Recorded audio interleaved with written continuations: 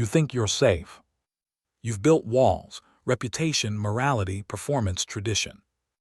You look around your life and say, I've got this, I'm standing strong. But what if God Himself is coming for your walls? What if the very things you're leaning on are what's keeping you from Him? In Jeremiah 5 verse 10, God speaks with terrifying clarity. Go up upon her walls and destroy, take away her battlements, for they are not the Lord. That line pierces through centuries and lands in the middle of our hearts, because we, like Israel, are good at building fortresses that God never asked for. We trust in our structures, our churches, our spiritual disciplines, our theology, our routines. And all the while God is saying, these battlements, this confidence you've built, this isn't mine. I didn't give you this foundation. So He sends the storm, not to ruin you, but to reclaim you. He allows disruption. He allows disappointment. He allows the crumbling of what once made you feel invincible, not because He hates you, but because He's jealous for your trust. You see, the gospel is not about making your walls stronger. It's about letting them fall so you can finally stand on something real. It's in the breaking that He builds. It's in the tearing down that He establishes. This isn't just about nations or churches, it's about you, your heart, your battlements. What are you leaning on that isn't the Lord?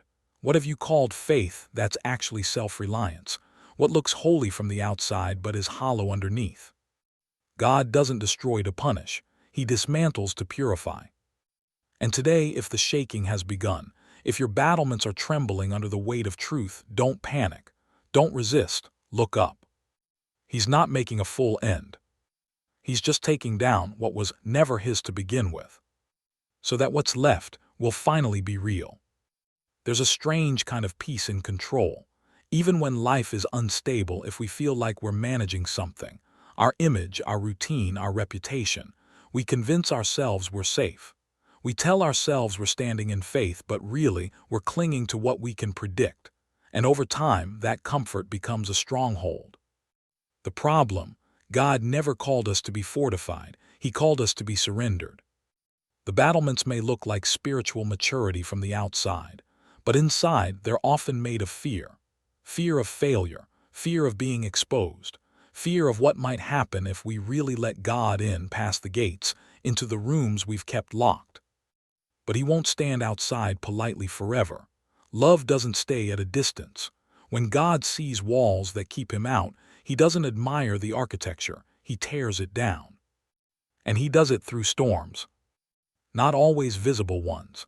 Sometimes the battlement He shakes is your comfort zone. Sometimes it's your certainty, your spiritual pride, your schedule, your clean, predictable life. He sends the storm not to destroy you, but to shake loose what you've used to replace Him. In the story of Jericho, the people didn't take down the walls with swords. They marched, they obeyed, and then God brought them down. But the question is, what happens when it's your wall that God wants to collapse? Do you resist Him? Do you brace yourself tighter? Or do you fall at His feet and say, Lord, if it's not from You, I don't want it anymore? This is where transformation begins. Not in polishing the outside, but in letting God redefine what you're standing on, letting Him strip away false strength, letting Him speak where you've grown used to silence. Sometimes He doesn't speak peace to the storm. Sometimes He sends the storm to speak to you. And the shaking is grace. Because it's better to have no battlements than to stand behind one's God never built. The battlements in your heart may not look like stone walls or ancient towers. They might look like overachievement, or busyness, or endless service. They might even look like theology, rigid, unmovable doctrine that keeps your emotions safely behind the wall of intellect. But make no mistake, anything you rely on instead of God, anything you hide behind instead of surrendering, it's a battlement. And He will come for it. Not because He's cruel, but because He's committed to making you whole. We often confuse security with safety, but there is a kind of security that actually distances us from God. It's built on our plans, our logic, our self-discipline. We call it wisdom. We call it stewardship. But sometimes it's just fear wearing a religious mask. And the longer we hold on to it, the more we forget what real faith looks like. Real faith doesn't just believe God exists. It lets him rule. And he will not share his throne with our systems of control. That's why God sends prophets, not to comfort us in our strength but to confront us in our illusion. Jeremiah didn't come with sweet encouragements. He came with a sword of truth, and the people hated him for it, because truth doesn't pat your battlements, it breaks them. Maybe that's why you've been feeling uncomfortable lately, restless, like the ground is shifting under your feet. You're not being punished, you're being pursued. God is after the thing you're clinging to more tightly than him. And here's the danger: some walls don't fall with one hit. They require a siege, repeated pressure, battle after battle, not because God is powerless, but because you're still holding on, still patching up what he's trying to tear down. But what if you stopped? What if instead of resisting you opened the gates? What if you said, "Lord, come in, wreck what's false, rebuild what's real, do whatever you must, but just don't leave me the way I am"? That prayer may cost you your battlements, but it will give you something far better: his presence. Because sometimes he won't let you feel safe until you're standing on nothing but him. Some of the strongest walls we build are the ones others admire. The disciplined life, the flawless ministry, the theological precision, the spotless moral record. These things might look like spiritual fruit, but they can just as easily become religious facades, battlements polished with pride and fear, not built by God but by us, brick by brick, trying to prove we're worth something. We don't realize it at first. We think we're honoring God. We think we're being faithful, but deep down we're terrified of weakness. And so we build, we reinforce, we project strength so that no one, not even God, sees the trembling that lies beneath. But God isn't after your performance. He's after your heart. He doesn't need your battlements. He doesn't need your resume. What he wants is surrender, the raw, trembling kind, the kind that lays down every weapon of self-protection and says, "Lord, if you don't build it, I don't want to live in it." There's a moment in every believer's life when God will bring you to the edge of yourself, not because he's angry, but because he's merciful. He loves you too much to let you hide behind things he never called you to trust. And in that moment, you'll have a choice. You can fight to keep the walls, patch the cracks, reinforce the towers, keep pretending, or you can open your hands, let it all collapse, and find in the rubble something more solid than you've ever known. The cross is where all battlements fall. That's where Christ dismantled every self-made structure of righteousness and stood exposed, not for his sin but for ours. He took the full weight of justice and made a way, not for us to build higher, but to kneel lower. Because in the kingdom of God, strength doesn't come from what you stand behind. It comes from who you kneel before. So if the walls are shaking, don't fear it. If your defenses are breaking, don't rebuild. This might be the mercy of God reaching in with holy fire and saying, "It's time. Let me in, tear it down." And when you do, when the battlements fall, you won't find ruin. You'll find rest. Sometimes God doesn't knock. He storms. Not because he's harsh, but because we've locked the gates too tightly. We've decorated our strongholds, made them sacred, called them wisdom, called them just being careful. But God knows what's behind those walls: fear, insecurity, pride, secret pain, and he won't let us stay behind them forever. Because he's not interested in appearances. He's interested in truth. And here's the truth. No matter how well we dress it up, self-reliance is still rebellion. We weren't made to carry ourselves. We weren't created to be our own saviors, but the flesh resists that. It tells us to stay busy, stay strong, stay in control. So God shakes us. Not to scare us, but to awaken us. Not to punish, but to prepare. The battlements you've built might keep out failure, but they'll also keep out healing. They might protect your image, but they'll suffocate your soul. Sooner or later, the storm comes. Because he loves you too much to let you hide forever. And when the battlements fall, and they will, you'll face what you've been avoiding: the truth about your strength, the truth about your trust, the truth about whether your life is built on Christ or on the illusion of control. It won't be easy. You'll want to rebuild, patch up the pieces, tell yourself, "Next time I'll be stronger." But God isn't asking for stronger. He's asking for surrendered. There's a kind of peace that only comes after the walls fall. A clarity, a stillness. Because when you finally stop trying to hold it all together, you can begin to rest in the one who already holds you. This is the way of the kingdom. Walls fall, altars rise. And where once you stood behind stone and strategy, you now kneel on holy ground. Exposed, yes, but free. So let him storm the gates. Let him dismantle what's fake. Let him tear down what's keeping you from the only fortress that lasts, himself. One of the greatest misunderstandings in the Christian walk is the belief that God only works through peace, quiet, and clarity. That if something is loud, if it breaks things, if it causes disruption, it must not be him. But look through Scripture. God speaks through earthquakes. He appears in fire. He shakes mountains. He throws down towers built in human pride. He enters temples and flips over tables. He confronts religious leaders who have spent their lives building battlements of behavior, all while their hearts remain far from him. God is not afraid of destruction if it leads to redemption. Sometimes the most gracious thing God can do is tear something down, not out of anger, but because he sees it's killing you slowly. That identity you built, that ministry you control, that perfect reputation you protect, that image you polish. He knows it can't hold you. So he breaks it. And when he does, you will grieve. Yes, even when it's him who sent the storm, you'll mourn the things you lost, the version of yourself you tried so hard to protect. But don't mistake grief for failure. Sometimes it's a sign that you're finally letting go. Letting go of pretending. Letting go of proving.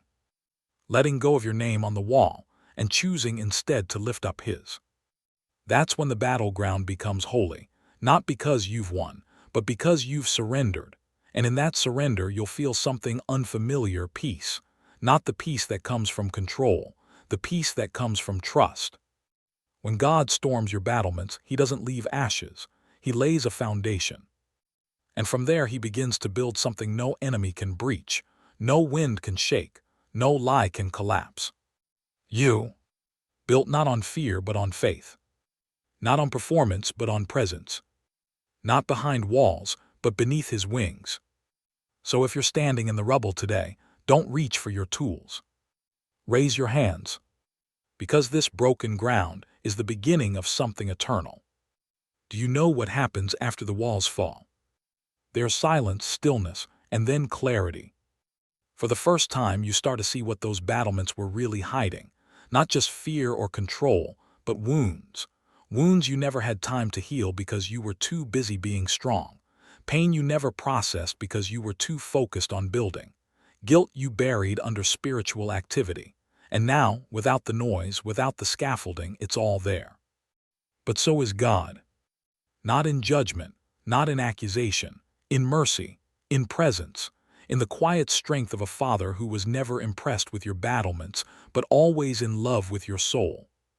And slowly he begins to speak, not in thunder, not in fire, but like he did with Elijah, in a whisper, a voice that says, "I'm still here, and I'm not afraid of your ruins." This is where real faith is born, not on mountaintops but in rubble, not in moments of victory but in surrender, because now there's nothing left to hide behind, no image to uphold, no system to manage, just you and him. And in that place something begins to rebuild, not by your hand but by his, line by line, truth by truth, a new foundation, one rooted not in self but in grace, not in appearance but in authenticity. This is the invitation, not to be strong but to be rebuilt. God's greatest work often starts where yours ends. That's why he allows the walls to fall, not to humiliate you but to prepare you, because what comes next isn't just healing, it's purpose, identity, anointing. He cannot anoint what you protect more than him. He cannot bless what you won't let him break. So let him finish what he started. Let him clear the rubble. Let him plant truth where you once placed pretense, because when he rebuilds, you won't need battlements anymore. You won't need walls. You'll become the kind of person who carries glory, not behind stone, but in scars. And the world needs that. Not more towers, but more testimonies. When the battlements fall and you no longer feel the need to protect your image or defend your strength, something incredible happens. You become usable, not impressive, not untouchable, but real, and real people carry power. Not the power of charisma, but the power of compassion. Not the power of control, but of surrender. Not a gospel of perfection, but a gospel lived through broken vessels. God always chooses the humble. He always raises what the world rejects. Think of Gideon hiding in fear, David overlooked in the field, Peter weeping after denial. None of them stood behind walls. They were exposed, undone, painfully aware of their weakness, and it was there in the collapse that God called them forward. You see, the battlements you built to survive may have worked for a while, but survival isn't the same as transformation. God doesn't want you to just make it through. He wants to remake you. But He can't remake what you won't let go of. And sometimes, the things we fight hardest to protect are the very things keeping us from freedom. So how do you begin again? You stop building, you stop pretending, you stop excusing the walls that keep you from intimacy with God. You lay it down, all of it, the pride, the pressure, the fear, the guilt, and you say, Lord, if you must storm it all. Just don't leave me with these shadows anymore. And He will come. Not with condemnation, but with presence. Not with shame, but with light. He will begin to rewire how you see yourself, not as the builder of spiritual battlements, but as the beloved, not as the strong one, but as the surrendered one. And in that posture, you'll finally learn what freedom really feels like. Because when your only fortress is Christ, no attack can shake you. And when your worth is not built on your battlements but on His blood, you're finally free to love, to risk, to obey. You become dangerous to the enemy, not because of your defenses, but because of your dependence.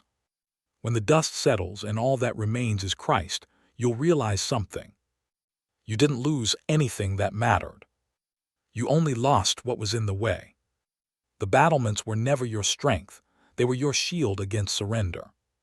They gave the illusion of security, but not the substance. They kept you from failure, maybe, but they also kept you from freedom. Now that they're gone, you're finally in a place where God can dwell. Not in the tower you built, but in the temple He designed. Not behind walls, but inside your heart, bare and burning. This is the life we were made for. Not guarded, not polished, but honest, dependent, anchored in a love that doesn't ask you to be impressive, just available. So if you've been shaken lately, if your defenses are cracked and the stronghold of your image is starting to tremble, don't run. Don't rebuild. Let Him finish what He started. Let grace do its deep, holy work. Let mercy settle where self-effort used to rule. Let His presence fill what pride once protected. You may not feel strong. That's okay, you don't have to be. You're not the one who holds the walls. You're the one held by the one who never falls. And if this message has spoken to something in you, if it has cracked through the battlements of your own heart, don't walk away quietly. Share this with someone who's tired of being strong. Leave a comment and tell us, what walls is God tearing down in you? And if this message found you in the rubble, stay. Subscribe not to follow a voice, but to join a journey. A journey from performance to presence, from defense to dependence. Because sometimes the greatest mercy God can give you is to bring your battlements to the ground, so He can finally build you on the rock that never breaks.